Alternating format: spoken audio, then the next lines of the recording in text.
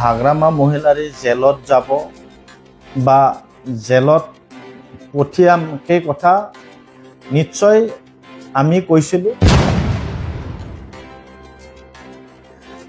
তেখেতৰ ভুল নেতৃত্বতে আজি তেখেতৰ সংগী তেখেতক এৰি পেলাই চব গুচি আহিল। তেখেতৰ অকল চিন্তা চৰ্চাৰ বাবে সেই যি এটা উদ্দেশ্য সেই উদ্দেশ্য আজি সফল নহ'ল। UPPL চৰকাৰক সন্মানীয় প্ৰমোদ বড়ো ডাঙৰীয়াক পুনৰবাৰ চৰকাৰ গঠন কৰাৰ তেখেতৰ হাত মজবুত কৰিবৰ কাৰণে আমাৰ ইতিমধ্যেই কাৰ্যকৰ্তা ৰাইজৰ মাজলৈ গৈছে। ইতিমধ্যে 95% আমাৰ প্ৰস্তুতি সম্পূৰ্ণ কৰা হ'ল। আঞ্চলিকতাবাদ সদায় অসমৰ কাৰণে বিটিআৰ অঞ্চলটোৰ কাৰণে প্ৰায়ৰিটি এতিয়াও আছে।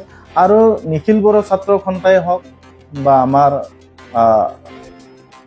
সাহিত্য সভাই হওক বা যিমান অৰাজনৈতিক সংগঠনবিলাক যি চেষ্টা চলাইছে তেখেতসকলক মই ধন্যবাদ জ্ঞাপন কৰিছোঁ। ৰাজনীতি কৰাত অকল চিন্তা কৰি যদি ৰাজনীতি কৰি থাকে সেইটো কেতিয়াও সফল নহয়। গতিকে সংগীবিহীন এজন ব্যক্তি কেতিয়াও চিফ হ'ব নোৱাৰে। সংগীবিহীন ব্যক্তি এজন কেতিয়াও দল চলাব নোৱাৰে, চৰকাৰ চলাব নোৱাৰে। যি দুৰ্নীতি তেখেতে কৰি থোৱা যি শাসন আৰু তেখেতে যে কৰি গ'ল যে 2900 কোটি টকাৰ যি কেলেংকাৰী যি ধাৰ সেই ধাৰৰ তেখেতে এনচাৰ দিব লাগিব। আৰু এনচাৰ যদি দিব নোৱাৰে তেখেতে তেতিয়াই কিন্তু ৰাস্তা খোলা হৈ থাকিব। UPPL খুব সুন্দৰভাৱে আৰু আমাৰ UPPL দল ইতিমধ্যে প্ৰস্তুতি সম্পূৰ্ণ কৰিছে। ইতিমধ্যে আমাৰ বুথ পৰ্যায়ত বুথ অভিযান ইতিমধ্যে কমপ্লিট কৰিলোঁ। আমাৰ ইতিমধ্যে প্ৰাইমাৰী কমিটি, ব্লক কমিটি আৰু জিলা পৰ্যায়ত দলৰ যি কাম কাজ সেই কাম কাজ কমপ্লিট হৈ গ'ল।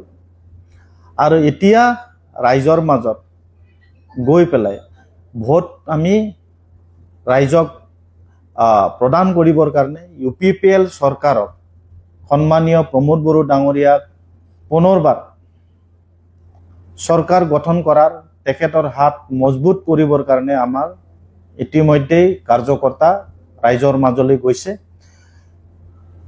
পৰ্বতজৰাৰ পৰা লৈ আমি ৰৌতা সমষ্টিলৈকে আমাৰ সম্পূৰ্ণ প্ৰস্তুতি চলাই থকা হ'ল। আৰু ইতিমধ্যে 95% আমাৰ প্ৰস্তুতি সম্পূৰ্ণ কৰা হ'ল। আপচুৰ যিগৰাকী সভাপতি দীপেন বড়ো তেওঁৰ পূৰ্বৰে পৰা এটা আশা আছিল যে দুই যি আঞ্চলিকতাবাদী দল UPPL আৰু BPL একত্ৰীকৰণ হ'ব লাগে। পৰৱৰ্তী সময়ত কিন্তু এই যি তেওঁৰ বক্তব্য সেই বক্তব্যত ফল নধৰিলে। দেখিবলৈ পোৱা গৈছে শেহতীয়াভাৱে আপচুৰ নেতৃত্বত প্ৰায় 14টাকৈ জাতীয় সংগঠনে বড়ো জাতীয় সংগঠনে কিন্তু দুই আঞ্চলিকতাবাদী দল একলগ হোৱাৰ ক্ষেত্ৰত তেওঁলোকে এটা ৰেলী বাহিৰ কৰিছে বা তেওঁলোকৰ যি প্ৰশ্ন সেইলোকে প্ৰশ্ন আকৌ উত্থাপন কৰিছে। কি ক'ব? আঞ্চলিকতাবাদ সদায় অসমৰ কাৰণে বিটিআৰ অঞ্চলটোৰ কাৰণে প্ৰায়ৰিটি এতিয়াও আছে, অসমতো আছে। আমাৰ বিটিআৰ অঞ্চলতো এতিয়াও আঞ্চলিকতাবাদ জীয়াই আছে আৰু জীয়াই ৰাখিবৰ কাৰণে চেষ্টা আমাৰো আছে। মই নিজেও আঞ্চলিকতাবাদ বিশ্বাস কৰা এজন ব্যক্তি। আৰু নিখিল বড়ো ছাত্ৰ সন্থাই হওক বা আমাৰ সাহিত্য সভাই হওক বা যিমান অৰাজনৈতিক সংগঠনবিলাক যি চেষ্টা চলাইছে তেখেতসকলক মই ধন্যবাদ জ্ঞাপন কৰিছোঁ। কাৰণ জাতি মাটি ভেটি আমি যদি ৰক্ষা কৰিব লাগে প্ৰথমে নিজৰ ভেটি আমি ৰক্ষা কৰিব লাগিব। নিজৰ ভেটি ৰক্ষা কৰাৰ পিছতে আমি পিছত ৰাজনীতিৰ কথা চিন্তা কৰিব পাৰোঁ। গতিকে তেখেতসকলে যি প্ৰচেষ্টা চলাইছে সেই প্ৰচেষ্টা সফল হওক মই কামনা কৰিছোঁ।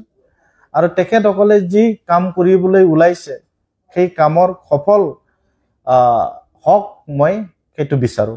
স্যাৰ কৰবাত নহয় কৰবাত হাগ্ৰামা মহিলাৰে চিফৰ আসনখনৰ বাবে এই গোটেই বিষয়বস্তুটো অসম্পূৰ্ণ হৈছে চব ৰাজনীতি কৰাত অকল চিপ চিন্তা কৰি যদি ৰাজনীতি কৰি থাকে সেইটো কেতিয়াও সফল নহয় তেখেতৰ ভুল নেতৃত্বতে আজি তেখেতৰ সংগী তেখেতক এৰি পেলাই সব গুচি আহিল গতিকে সংগীবিহীন এজন ব্যক্তি কেতিয়াও চিপ হ'ব নোৱাৰে সংগীবিহীন ব্যক্তি এজন কেতিয়াও দল চলাব নোৱাৰে চৰকাৰ চলাব নোৱাৰে গতিকে তেখেতৰ লগত ৰাইট লেফট থকা যিসকল ব্যক্তি আছিল সেই ব্যক্তিসকল এতিয়া তেখেতক এৰি UPPL দলত গুচি আহিল তাতে আপোনালোকে ধৰিব পাৰে বুজিব পাৰে যে যিসকল ব্যক্তিয়ে তেখেতক এৰি আহিল তেখেতসকলেও বিচাৰিছিল যে UPPL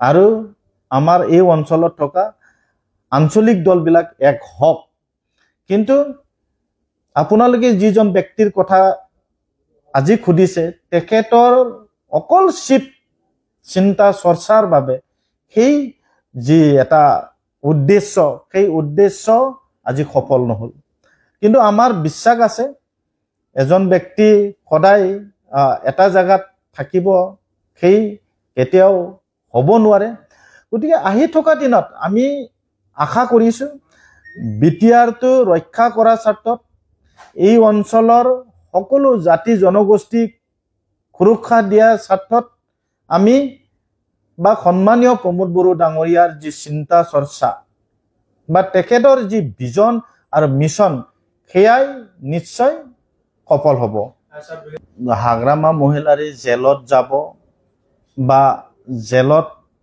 পঠিয়াম সেই কথা নিশ্চয় আমি কৈছিলোঁ কিন্তু ইমান এনেকুৱা নহয় যে 3 বছৰতে জেলত যাব লাগিব 4 বছৰত জেলত যাব লাগিব কিন্তু এটা কথা নিশ্চিত যে ভাৰতবৰ্ষৰ এনেকুৱা দুৰ্নীতি কৰা বহুত ব্যক্তি আজি কোনোবা চেন্ট্ৰেলৰ মন্ত্ৰী কোনোবা চিফ মিনিষ্টাৰ কোনোবাই যদি দুৰ্নীতি কৰিছে সেই ব্যক্তিসকল কিন্তু জেলত গৈছে আমাৰো বিশ্বাস আছে 4 বছৰ নহয় অনাগত দিনত এদিন হলেও